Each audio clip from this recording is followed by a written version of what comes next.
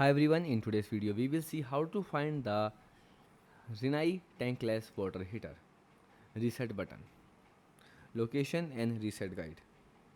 So method 1, using reset using the temperature controller.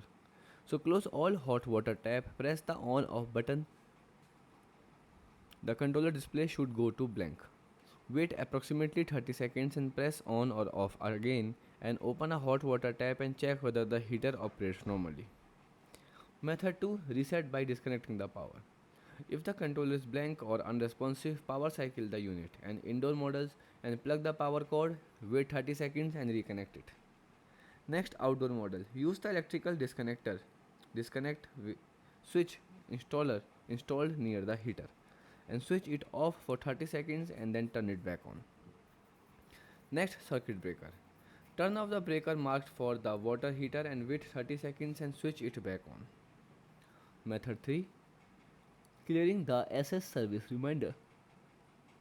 So on supported models, pressing the controller on or off button 5 times and clear the SS the service soon reminder.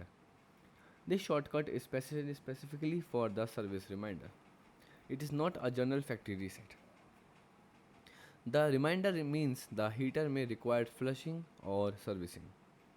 Clearing it without completing their required maintenance could allow scale accumulation to continue.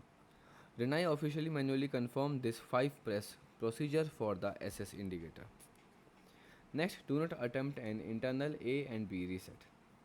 Do not remove the heater front cover and press button on its circuit breaker unless you accept model number or Rinnai technical support instructions you to do so. The A and B buttons are generally used for installer level parameter settings, not as a universal factory reset combination. Incorrect changes should affect the gas type, altitude, venting or other safety related settings. Goodbye, thanks for watching.